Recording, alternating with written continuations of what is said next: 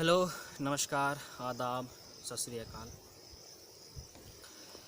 आप देख रहे हैं रिपोर्टरगिरी और हम आज बात करेंगे विकास दुबे को लेकर। पिछले कुछ दिनों से चाहे सोशल मीडिया हो या फिर मेन स्ट्रीम मीडिया हो, बस एक ही बहस चल रही थी और वो बहस थी विकास दुबे को लेकर। जैसा कि आप सभी को पता होगा कि 2 जुलाई की रात को विकास दुबे के गिरोह द्वारा 8 पुलिसकर्मियों को मार दिया जाता है।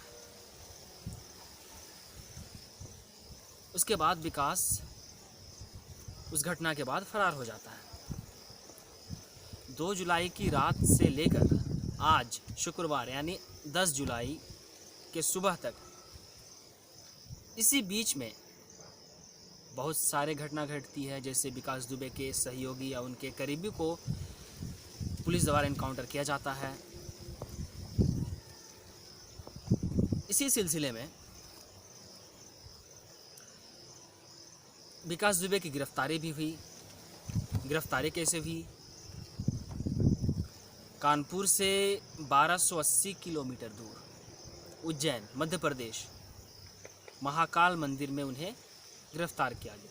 हम इसे गिरफ्तारी नहीं कह सकते हैं। जैसे ही विकास दुबे फरार हुआ, उसके बाद विकास दुबे के करीबी जितने भी थे सबको पुलिस ने एक एक करके इनकाउंटर कर दिया। इसी डर में या इसी भय में हम कह सकते हैं कि विकास दुबे ने आत्मसमर्पण किया। उज्जैन में क्या हो, वो सारी घटना भी आपको मालूम होगी। मंदिर परिसर महाकाल मंदिर में वहाँ के सिक्योरिटी गार्ड द्वारा उन्हें रोका जाता है। उसके बाद वे आवाज़ लगाते हैं कि मैं हूँ विकास दुबे, वो कानपुर वाला। फिर वहाँ के स्थानीय पुलिस स्टेशन को खबर दी जाती है, फिर पुलिस आते हैं, फिर उन्हें गिरफ्तार किया जाता है। ये घटना बीत चुकी है। लेकिन आज सुबह जो हुआ, क्या आपको नहीं लगता ये फिल्मी अंदाज में हुआ? क्योंकि आज सुबह एक नई खबर हमारे सामने आई कि विकास दुबे इनकाउंटर में मारा गया। और इनकाउंटर के पीछे भी एक कहानी है। जब उज्जैन में महाकाल मंदिर में जब गिरफ्तारी हुई विकास दुबे की, उस वक्त मध्य प्रदेश के मुख्यमंत्री शिवराज सिंह चौहान ने कहा कि हमने योगी सरकार से संपर्क की, उससे बातचीत हुई। हमने कहा कि हम उन्हें जल्द ही वापस कर देंगे, विकास दुबे को जल्द ही सौंप देंगे। इस प्रक्रिया में बहुत सारी बातें सामने आई। पहले तो ये सामने आई कि विकास दुबे को चार्टर्ड प्लेन से भेज दिया जाए, बाय रोड हो सके, सेफ्टी ना हो।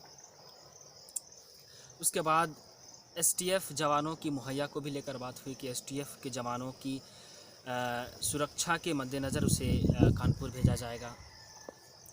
लेकिन आज सुबह अचानक यह खबर मिली कि सड़क दुर्घटना में, सड़क हादसे में जिस गाड़ी में विकास दुबे सवार था, उस गाड़ी में 2 एसटीएफ के जवान पीछे बैठे थे, बीच में विकास दुबे था और एक ड्राइवर था। उस गाड़ी की हादसे में पलट जाती है और फिर बात यह सामने निकल कर आती है कि वह गाड़ी पलटने के बाद भागने लगता है। उसी दौरान उसे पीछे से गोली मारी जाती है, एक कमर में और एक सीने में, और विकास दुबे की मौत हो जाती है। इस सारा माजरा एक फिल्मी सीन जैसा लगता है। आगे पता चलेगा कि सच्चाई क्या थी, नहीं थी। आपके मन में भी सवाल आता होगा कि जब विकास दुबे को चार्टर्ड प्लेन से भेजने की बात थी, फिर बाय रोड क्यों भेजा गया? और फिर विकास दुबे के साथ में मात्र 2 ही एसटीएफ के जवान क्यों थे उस गाड़ी में? जबकि यह भी आप अंदाज़ा लगा सकते हैं कि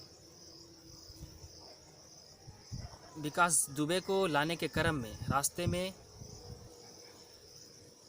कुल 10 गाड़ियाँ थी। 10 गाड़ियाँ में सिर्फ विकास दुबे ही की गाड़ी क्यों पलटी? ये सारे सवाल आपके मन में आएंगे। आप कमेंट बॉक्स में लिख सकते हैं कि असल में क्या कहाँ भूल चूक हुई, क्या विकास दुबे की जीत हुई या उत्तर प्रदेश पुलिस की जीत हुई, या फिर ये सारी दुर्घटना में ही दुर्घटित हो गई।